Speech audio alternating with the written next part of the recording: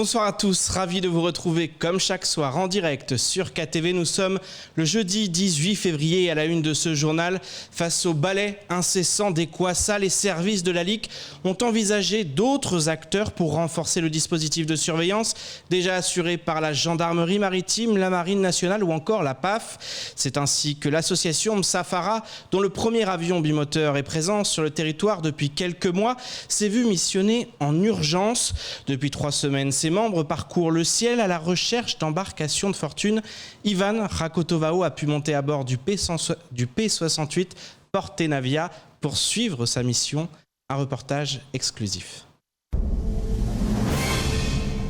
Un autre bateau, indiquement sur ma droite. Non, en bas, à mes 13 heures sur la droite. À 30 degrés bas, visuel. Ça, c'est un peu cher. Mais quoi, ça ressemble à ça. Fausse alerte pour Mathieu et Christophe. À bord de leur bimoteur, les deux hommes travaillent en duo, le premier aux commandes et le second aux jumelles, pour repérer les Kwassa clandestins. Voilà, par exemple, si Christophe voit un bateau, il dit bah voilà, à 3h ou à 2h30, j'ai un contact, on se dirige dessus. Vu qu'on vole là, on est à 230 km/h, bah, on se rapproche très vite de l'objectif. Soit on le visualise à jumelles, soit on descend pour visualiser à l'œil nu. Et en fonction de ce qu'on fait à bord, soit on voit des passagers, soit on voit du fret. On en informe le PC et le PC nous dit bah ok, on a bien noté, on lui donne les coordonnées GPS et il nous dit bah soit vous marquez la cible, soit vous pouvez reprendre votre surveillance. En contact permanent avec la marine nationale, les deux hommes désignent les positions des embarcations. Les intercepteurs se chargeront ensuite d'intervenir. En dépit des apparences, Mathieu et Christophe ne sont pas pour autant des agents de l'État. Tous deux sont bénévoles de l'association Msafara, un club d'aviation missionné par la préfecture pour surveiller les côtes dans le cadre de la lutte contre l'immigration clandestine. Même si on est des civils, on se considère comme des agents de la marine nationale et il nous dit tu vas là, on va là, on fait ça et on est à sa disposition. En moyenne, ça va faire combien d'heures par jour? On peut monter jusqu'à 5-6 heures de vol et on peut monter à plus s'il y en a un besoin. Plusieurs heures de vol qui les emmènent à sillonner les côtes mahoraises et même flirter avec les eaux territoriales de l'Union des Comores. Là, on va arriver dans la zone la plus sensible, c'est le petit point là-bas, c'est le petit point. On a en vent là. Et on a la frontière aéronautique qui est là. Et nous, on se décale légèrement de part et d'autre, mais on n'abuse pas, on rentre pas dans les eaux territoriales reconnues. Cet avion est le seul engagé dans la lutte contre l'immigration clandestine à Mayotte. En service depuis 3 semaines maintenant, le pilote nous assure avoir déjà repéré de nombreuses embarcations clandestines. En tout cas, lors du tournage de ce reportage ce matin, aucun Kwassa n'a été détecté. Nous l'évoquions hier, les pompiers sont régulièrement agressés lors de leur mission. Un problème qui s'ajoute aux nombreux autres que rencontrent les soldats du feu à Mayotte. Lors des derniers mois, le ras-le-bol s'est d'ailleurs exprimé à plusieurs reprises à travers des mouvements de grève répétés. Le dernier en date, qui a duré de longues semaines, semble néanmoins porter ses fruits. En effet, les syndicats assurent que les choses avancent dans le bon sens. Écoutons plutôt Ahmed Alaoui lors de la matinale de Kwessi. Encore une fois, je me permets de féliciter les autorités du courage qu'ils font pour justement faire respecter le pacte de fin de conflit qui a été signé. Beaucoup de choses ont changé. On a un état-major actuellement qui assure l'intérim de la direction, qui fait les choses correctement. Beaucoup de choses ont changé dans les casernes. Je disais, tous les casernes ont reçu de nouveaux mobiliers qu'on nous avait pas promis. Enfin. Là, il reste que la caserne de Longoni et de Akwa, mais les commandes ont été lancées. La sécurisation de la caserne de Petite-Terre a été faite alors qu'on nous disait qu'elle n'allait pas être faite. Le portail automatique a été initié à Kahani et il va suivre dans toutes les casernes. Aujourd'hui, il y a un dialogue social qui est apaisé, qui est là. On nous écoute et le parc de mobilité continue à être mis en place. On attend l'arrivée du nouveau directeur au 1er mars qui va initier et aller à la recherche des 1,7 million qui ont été demandés pour la rénovation de tous les casernes de Mayotte. Éducation maintenant. Les élèves du département n'ont plus la possibilité de suivre les cours en présentiel et afin d'assurer une continuité pédagogique, le rectorat multiplie les actions permettant de garder les écoliers concernés. Parmi elles, la distribution de livrets pédagogiques comme ce fut le cas ce matin au collège Ouvoimoja de Passamenti en présence du recteur.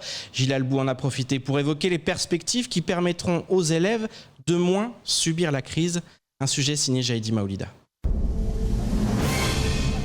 Afin d'assurer la continuité pédagogique en cette période de confinement, les établissements scolaires du premier et du second degré distribuent chaque semaine des livrets pédagogiques aux élèves. Un travail de longue haleine pour les enseignants et au service de tous les écoliers.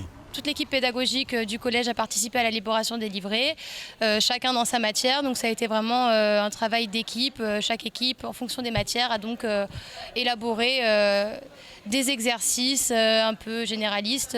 On essaie forcément de rester en lien avec le programme, mais on essaie aussi de proposer un travail que tous les élèves peuvent faire et au vu des différences de niveau qu'on a dans les classes, on est obligé de faire quelque chose, comme je l'ai dit, un peu généraliste, et donc on est surtout sur du travail de révision et de consolidation des acquis. Des mathématiques en passant par le sport, toutes les matières enseignées dans les établissements sont représentées dans les livrets. Le recteur se félicite du lancement de ce projet qui en appelle d'autres afin de préserver les liens entre l'enseignement et les élèves. Notre priorité, c'est d'assurer le lien. Donc cette fois-ci, on savait, on a appris, on va dire, de l'expérience de l'an dernier que c'est très très important de se donner toutes les possibilités de maintenir le contact avec les familles. Chaque enseignant continue à contacter chacun de ses élèves au moins une fois par semaine pour maintenir ce lien. Malgré la réussite de cette action, Gilles Albou concède que rien ne pourra remplacer l'enseignement en physique. Si le retour en classe est loin d'être acté, la rentrée se prépare dès aujourd'hui. Une nécessité face à la gravité de la situation sur l'île. À partir de la rentrée, les règles, on va dire, de fermeture de classe ou de fermeture d'établissement seront très strictes, puisque maintenant on connaît la nocivité du variant sud-africain. Et donc pour nous, il nous faudra aussi un suivi des cas contacts très efficace et très réactif, ce qu'on avait déjà réussi à mettre en place. Et donc on va se servir de cette expérience pour être très réactif et pouvoir, en une demi-journée, s'il le faut, fermer une classe, fermer plusieurs classes. En attendant la réouverture des écoles, les livrets seront distribués dans les établissements chaque semaine, mais sont aussi disponibles sur l'espace numérique de travail du rectorat. Par ailleurs, des numéros verts ont été mis en place pour apporter du soutien et répondre à toutes les interrogations des élèves. La Cour des comptes vient de publier un rapport au vitriol contre le CIDEVAM 976, le syndicat de collecte et de ramassage des déchets à Mayotte. Après le SIAM, c'est donc le CIDEVAM qui est épinglé entre gouvernance défaillante et incapacité à assurer ses missions. Candidate aux élections cantonales et ancienne maire de Sada en Chiabamana n'est pas étonnée par ce rapport. Elle porte en effet un regard très critique sur le syndicat qui n'a pas été à la hauteur des attentes durant les 6 ans de son mandat. On l'écoute au micro de Léonard Rodier. La question de la gestion des déchets, de la lutte contre l'insalubrité de manière générale, était une priorité de ma municipalité. Je pense que c'est toujours une priorité de toute l'île de Mayotte. Parce que tant qu'on ne rendra pas salubre cette île, nous aurons du mal à développer notre territoire. Je pense au tourisme, je pense aux questions de santé publique. Rappelez-vous de l'épidémie de dengue qu'on a vécue et d'autres maladies qui sont là à cause de l'insalubrité. C'est vraiment, ça doit être une priorité politique des communes et donc du CIDEVAM et du département, puisque le département aussi a une compétence sur la question environnementale en matière de développement durable et tout. Donc oui, c'était une priorité et nous avons dû dépenser bien plus qu'il ne fallait pour rendre la commune propre, parce que pour nous, c'était quelque chose d'indispensable pour améliorer le cadre de vie de la population. Et place maintenant au reste de l'actualité locale avec notamment de nouvelles restrictions de liberté à La Réunion face à la crise sanitaire ou encore le FCM qui garde un espoir de jouer son 32e de finale de Coupe de France. Au montage, Stevie Menet. La saison cyclonique continue de battre son plein. Tout le monde garde en tête le cyclone Héloïse qui a traversé Madagascar et atteint le Mozambique, ravageant tout sur son passage.